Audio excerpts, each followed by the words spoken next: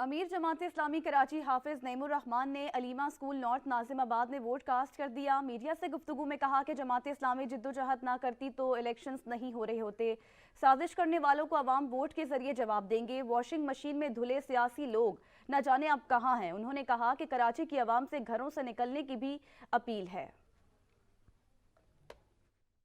پورے شہر میں الحمدللہ امن ہے اور جتنے بھی افراد جو جمہوریت دشمن ہیں اور جو لوگوں کو حق رائے دہی سے محروم کرنا چاہتے ہیں وہ ناکام ہو رہے ہیں، اور انشاءاللہ اللہ تعالیٰ نے چاہا تو جماعت اسلامی پورے شہر میں سویپ کر رہی ہے، بہت بڑے پیمانے پہ جیتے گی انشاءاللہ تعالیٰ۔ کچھ لوگ ایسا کوشش کر بھی رہے ہیں تو ان کو ناکام بنایا جائے۔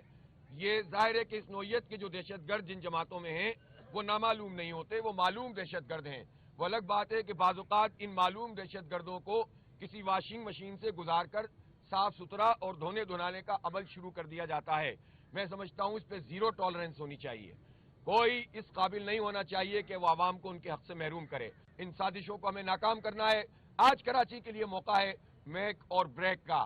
اگر آپ نے ووٹ نہیں ڈالے، جماعت اسلامی کو آ کر بھرپور نمائندگی نہیں دی، تو آپ یقین کریں یہی حالات ہوں گے آپ کے۔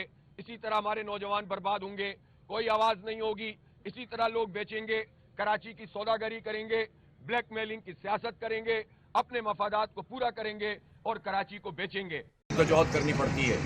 2.5 سال کے بعد تقریباً جو ڈیو ہو گئے تھے اگست 2020 میں، 2.5 سال کی کشمکش کے بعد یہ انتخاب منعقد ہو رہے ہیں۔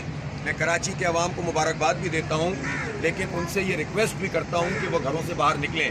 بہت سردی منا لی، اب نکلیں اور ووٹ کاسٹ کریں۔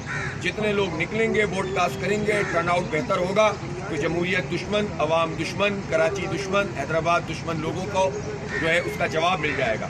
اس لیے سب کو نکلنا چاہیے اور آ کر اپنا حق رائے دہی استعمال کرنی چاہیے۔ افسوس کی بات یہ ہے کہ آج صبح سے یہ اطلاعات جگہ جگہ سے مل رہی ہیں کہ عملہ وقت پہ نہیں پہنچا ہے۔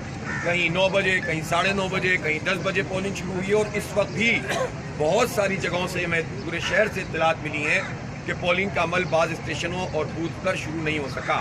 ظاہر ہے یہ الیکشن کمیشن کی نااہلی ہے اور حکومت کی، کہ جن کے ساتھ ان کی کوارڈینیشن نہیں ہے اور لوگ غائب ہو گئے اور انہوں نے اس کا انتظام نہیں کیا۔ اب جو بھی تاخیر ہوئی ہے یہ فیصلہ ظاہر ہے الیکشن کمیشن کے کرنے کا